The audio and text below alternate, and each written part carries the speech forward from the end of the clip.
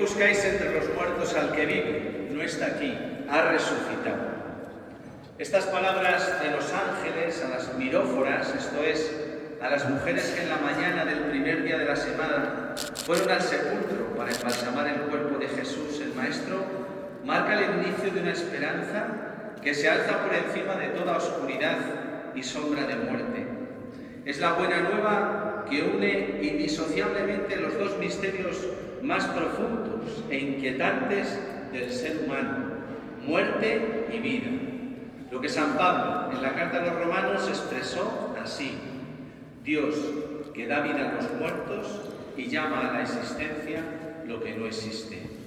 De eso va este pregón, de muerte y vida, de muerte vencida y de vida compartida. Va de pasión y resurrección. Pero como bien apunta el cardenal Martini, la pasión no es preludio de la resurrección. Es verdaderamente un fin, la muerte de Cristo. Y como tal, es en sí misma definitiva. Entre la pasión y la resurrección existe, por tanto, un abismo. Y solo después de haberlo comprendido podemos entender cómo el poder de Dios pasa de una a otra. Un abismo al que nos vemos abocados y que pone a prueba nuestra fe en Dios, un Dios de vivos, no de muertos. Un abismo al que nos asomamos amarrados al amor de Dios, porque tanto amó Dios al mundo que entregó a su unigénito para que todo el que cree en Él no perezca, sino que tenga vida eterna. Un abismo que oteamos con una firme esperanza en un cielo nuevo y una tierra nueva. Un abismo final en el que nos adentramos solos, aunque con la serena certeza de sabernos precedidos por una multitud inmensa, con vestiduras blancas y palmas en sus manos que aclaman: la victoria es de nuestro Dios. Excelentísimo y reverendísimo señor obispo, miembros del Cabildo Catedral, ilustrísimas autoridades eclesiásticas, civiles y militares, presidente de la Junta de Cofradías y miembros de su directiva, juntas de gobierno de las cofradías, hermandades y feligresías, miembros de bandas de cornetas y tambores, cofrades, segovianos, hermanos todos, paz y bien. Quiero expresar mi agradecimiento a la Junta de Cofradías en la persona de Víctor por haber pensado en mí para ser el pregonero de esta Semana Santa de Segovia. Desde hace un tiempo he hecho el propósito de responder afirmativamente allá donde se me requiera, pues como ministro del Señor soy consciente de que la predicación, el anuncio de la buena noticia de Cristo muerto y resucitado por nosotros, forma parte fundamental de mi misión, hoy más que nunca. En esta sociedad y en este tiempo en que, en aras de un errado progresismo y ficticia libertad, busca silenciar el nombre de Dios, sobre todo cuando Dios tiene el nombre y el rostro de Jesús de Nazaret. Gracias por haberme propuesto dar este pregón en este año en el que celebro, como ya ha adelantado Cristina, mis bodas de plata sacerdotales. Desconozco si este argumento se conocía y ha tenido algo que ver. Yo lo acojo sinceramente como un gozoso regalo en tal efeméride.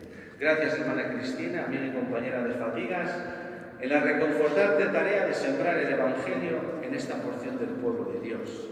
Gracias por esa presentación tan afectuosa como precisa, además hecha contra el reloj. Gracias a todos los amigos y feligreses de San José, obrero. Sé que hoy estáis muchos aquí, habéis querido acompañarme con vuestro cariño y presencia esta tarde. Me siento de este modo un poco más en casa, aunque la catedral, no soy canónigo, sea siempre mi casa, como la de todos los diocesanosos. El pregón, como ya he dicho, trata de la muerte y la vida, pero quiere ser un canto a la esperanza. El Papa Francisco, en su mensaje para esta Cuaresma, nos recordaba que lo que hoy día hay que denunciar es un déficit de esperanza. Déficit de esperanza que percibimos en la Iglesia y en nuestro mundo. Un pregón que se inspira en este tiempo también de preparación para la celebración de otro gran año jubilar en el próximo año, 2025, y que tiene como lema Peregrinos de la Esperanza. Un pregón que se inscribe en los procesos sinodales de toda la Iglesia universal que tratan de hacer que germinen sueños, suscitar profecías y visiones, hacer florecer esperanzas. Un pregón que se sitúa en unos procesos de conversión pastoral de la Iglesia en Castilla y de nuestra diócesis, que buscan dar razón de la esperanza en este momento de la historia, donde nuestros municipios se despueblan, nuestra sociedad se seculariza, donde la escasez de vocaciones hace insostenible una estructura y una forma pastoral anclada en una época de cristiandad. Mi pregón, por tanto, se va a centrar en avivar la esperanza desde un acercamiento al misterio que durante estos días celebra la Iglesia y que constituye el centro de toda la vida cristiana. Un pregón que nos habla de pasión, muerte y resurrección, la de Jesús, el Nazareno, pero también la nuestra, la propia de cada uno, vivida en primera persona, o en la carne de aquellos cercanos a los que amamos, o en aquellos olvidados, lejanos, sin rostro ni nombre, aquellos a quienes se les ha privado violentamente de toda esperanza. Hecha esta introducción, el pregón tiene 4 actos, podríamos decir. Primero es un poco más difícil, luego los otros más fáciles. Acto primero, esperanza del mundo, ramos y vítores. La Semana Santa se abre con la entrada triunfal de Jesús en Jerusalén, aclamado por el pueblo que a su paso gritaba: «Hosana, bendito el que viene en nombre del Señor», mientras alfombraba el camino con mantos y con ramas cortadas en el campo. La escena se conmemora la mañana del Domingo de Ramos, con el paso de la borriquilla y la procesión de las palmas, en donde son invitados a participar de una manera especial los niños de las diversas cofradías de la ciudad. Contemplar la infancia es lo que nos hace comprender nuestra vida como misterio y misión. Misterio por desvelar, misión por realizar. Considerar así el ser humano y situarnos en la senda de una antropología cristiana que entiende la persona y la vida como vocación, en donde mi esperanza no depende únicamente de mis cualidades y capacidades, sino en la respuesta que dé desde ellas y con ellas a esa llamada que se me hace desde fuera. La gente le aclamaba porque esperaban un Mesías que pusiera fin a la ocupación romana que sufría el pueblo judío. La esperanza proyectada sobre Jesús era una esperanza, como dice la expresión, de tejas para abajo, es decir, la esperanza asume inmediatamente los contornos de una espera histórica. Es esperanza para esta vida, tanto para el pueblo como para cada individuo. Tener esperanza para el pueblo de Israel como el camino era poseer el futuro, la liberación de la esclavitud de Egipto, una tierra fértil, descendencia abundante, victoria sobre el enemigo. Nosotros mismos seguimos hoy movidos en este ámbito de esperanza, pues experimentamos en nuestra vida la inmediatez de esta realidad espacial y temporal que nos determina y nos atrapa. Pero como el pueblo de Israel necesitamos la voz profética, el anuncio luminoso que nos haga comprender que nuestro proyecto vital se fragua no solo desde la realidad natural, sino desde la sobrenatural. Ahí radica el fundamento de la verdadera esperanza, la que no se alcanza como resultado de nuestro propio esfuerzo, sino que se recibe como don, que viene de alguien y que en consecuencia no puede conquistarse, sino tan solo recibirse y acogerse. Próximamente verá la luz la última publicación traducida al español de un filósofo contemporáneo, Byung-Chul Han, un breve ensayo titulado El espíritu de la esperanza. En el preludio, que ya está accesible, Han afirma: la esperanza supone un movimiento de búsqueda, es un intento de encontrar asidero y rumbo. Quizás sea precisamente por eso que nos lanza hacia lo desconocido, hacia lo intransitado, hacia lo abierto, hacia lo que todavía no es, porque no se queda en lo sido ni en lo que ya es. Pone rumbo a lo que aún está por nacer, sale en busca de lo nuevo, de lo totalmente distinto, de lo que jamás ha existido. La modalidad temporal de la esperanza es el todavía no es. Ya está abierta a lo venidero, ella está abierta a lo venidero, a lo que aún no es. Es una actitud espiritual, un temple anímico que nos eleva por encima de lo ya dado, de lo que ya existe. Hasta aquí la cita. Una primera lectura nos podría hacer pensar que esta idea de esperanza no está lejos de lo que cristianamente consideramos como tal. Pero para ser sinceros, en Jan falta, al menos por lo que he podido ver, la dimensión de la fe. Esta unidad entre fe y esperanza es planteada por el Papa Benedicto XVI en la encíclica Espe Salvi del año 2007. En muchos pasajes de la Sagrada Escritura, fe y esperanza son intercambiables y están íntimamente interrelacionados, afirma el pontífice. La Carta a los Hebreos nos ofrece una definición de fe que une estrechamente esta virtud con la esperanza. Dice así: la fe es sustancia de lo que se espera y prueba de lo que no se ve. Y comenta al respecto el Papa Benedicto: entendiendo el término sustancia en sentido objetivo como realidad presente en nosotros de lo que está por venir. Y precisamente porque la realidad misma ya está presente, esta presencia de lo que vendrá genera también certeza.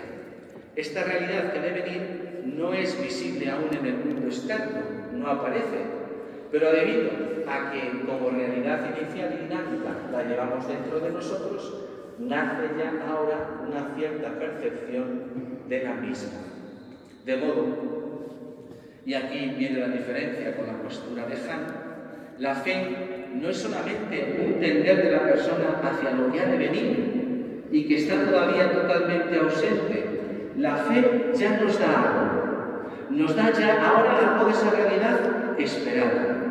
Y esa realidad presente constituye para nosotros una prueba de lo que aún no se ve. Esta atrae el futuro dentro del presente, de modo que el futuro ya no es el puro todavía no. El hecho de que este futuro exista cambia el presente. El presente está marcado por la realidad futura y así las realidades futuras repercuten en las presentes y las presentes en las futuras. Hasta aquí la cita de Benedicto. Una esperanza, pues, que enraizada en Dios va más allá de las expectativas que nos podemos construir los humanos. Una esperanza que nace del supremo don de Dios, que quiere hacernos partícipes de su vida plena y eterna. Y precisamente por eso envía a su Hijo al mundo, para que encarnado y resucitado alumbre nuestra esperanza. Jesucristo es nuestra esperanza. Acto segundo, esperanza puesta a prueba, la pasión. La Semana Santa adquiere todo su auge en los días que denominamos Triduo Pascual. Jueves, viernes y sábado configuran el tríptico de la pasión, muerte y resurrección del Señor. El Triduo se inicia con la celebración solemne de la Cena del Señor, la liturgia del Jueves Santo. Aquí en Segovia, con la celebración de esta liturgia en todas las parroquias, es el día en el que se traslada la mayoría de los pasos a la catedral. El jueves es el día de la esperanza probada. Es el día en que Jesús anticipa sacramentalmente en el cenáculo su entrega en la cruz. El Jueves Santo es el día de la ofrenda definitiva por amor, de mantener la esperanza, a pesar de que todos los acontecimientos hacen prever que el desenlace será trágico. Es la esperanza probada. Prueba para Jesús, que una vez más, por última vez, se enfrenta al tentador. ¿Será Jesús capaz de entregar su vida? Prueba para sus discípulos, quienes después de cenar con él y de todo lo vivido a su lado, serán capaces de acompañar a su Maestro en el momento de la cruz. Prueba para cada uno de nosotros ante las dificultades, sufrimientos, oscuridades de nuestro peregrinar cristiano, ante los cantos de sirenas que en nuestra sociedad se tornan llamadas a dejar de lado a Dios. ¿Seremos capaces de permanecer en la vida cristiana? ¿Seremos capaces de ser auténticos discípulos en medio de esta sociedad que se seculariza? ¿Seremos capaces de dar razón de nuestra esperanza? La noche del Jueves Santo, Jesús se retira con sus discípulos al Monte de los Olivos. Así lo narra el evangelista Lucas, para orar, como tenían costumbre. Es la cofradía de San Lorenzo la que procesiona acompañando el paso de la oración de Jesús en el Huerto de los Olivos. Es el rato en que muchas parroquias se tienen la hora santa. Aquella hora, para Jesús, es la hora de la esperanza puesta a prueba. La confianza en su Padre, a quien suplica: Padre, si quieres, aparta de mí este cáliz, pero que no se haga mi voluntad sino la tuya. Esta confianza es lo que permite a Jesús seguir adelante con la voluntad y el proyecto de Dios para la humanidad. Es la hora de la angustia y del miedo, que matan todo germen de esperanza. Muchos son los miedos a los que nos vemos sometidos hoy. Hemos dejado atrás, creo, el miedo a la pandemia. Tenemos un miedo a una posible guerra nuclear. Tenemos miedo a expresarnos libremente por el que dirán, a dar testimonio de la fe, al cambio climático, a la pérdida del trabajo, al no encontrar sentido a la vida, a la violencia, a la enfermedad, miedo a la muerte. Pero lo verdaderamente preocupante, como afirma el filósofo antes mencionado Hahn, es la propagación del clima del miedo o la pandemia del miedo. Y dice: donde hay miedo es imposible la libertad. Miedo y libertad son incompatibles. El miedo puede transformar una sociedad entera en una cárcel, puede ponerla en cuarentena. El miedo solo instala señales de advertencia. La esperanza, en cambio, va dejando indicadores y señalizadores de caminos. La esperanza es la única que nos hace ponernos en camino. Nos brinda sentido y orientación, mientras que el miedo imposibilita la marcha. Está aquí la cita. La vivencia del misterio pascual, finalidad de la celebración de la Semana Santa, es el mejor antídoto contra el miedo. Es la oportunidad de renovar nuestra esperanza puesta a prueba, contemplando el misterio de Jesucristo muerto y resucitado. Y hecho esto, seguir adelante, poniendo nuestra mirada en un horizonte que ahora se manifiesta colmado de sentido. Pero, ¿qué sería del caminante si solo pudiera comer un día al año? Terminaría desfallecido. Por eso, el mismo Cristo, la noche en que iba a ser entregado a su pasión, según narra el evangelista Marcos, mientras comía, tomó pan y pronunció la bendición. Lo partió y se lo dio diciendo: tomad, esto es mi cuerpo. Después tomó el cáliz, pronunció la acción de gracias, se lo dio y todos bebieron. Y les dijo: esta es mi sangre de la alianza, que es derramada por muchos. Y ese misterio pascual se hace cotidiano, se actualiza como el pan nuestro de cada día en la Eucaristía, que es fuente y culmen de la vida cristiana. Desde este punto de vista, recuperar la belleza de celebrar el domingo como Día del Señor, como Pascua semanal, es el mejor antídoto contra la pandemia del miedo, contra una esperanza que se ve puesta a prueba por los avatares del día a día. Acto tercero. Esperanza perdida, la crucifixión. Después de la oración en el Monte de los Olivos, los hechos se precipitan con gran dramaticidad. Jesús es traicionado y entregado a las autoridades. Es conducido de un lado para otro, hasta llegar ante Pilato, quien le manda azotar. En Segovia procesiona la talla de la flagelación del Señor a cargo de la cofradía de la Resurrección. Pocas imágenes cinematográficas me han causado tanta impresión como la que pudimos ver en la película La Pasión de Mel Gibson, concretamente la escena en la que la Virgen María y María Magdalena recogen la sangre de Jesús derramada en el suelo del pretorio para ser flagelado. Esa es la sangre de la nueva alianza, que será derramada por vosotros y por muchos, para el perdón de los pecados, como decimos en la oración de consagración de la plegaria eucarística. Una sangre que se sigue derramando injustamente en tanta violencia como soporta la humanidad en conflictos y guerras, que siguen azotando nuestro mundo y que siguen siendo expresión de ese pecado, de ese mal que quiere hacer desaparecer la esperanza de las vidas de los hombres.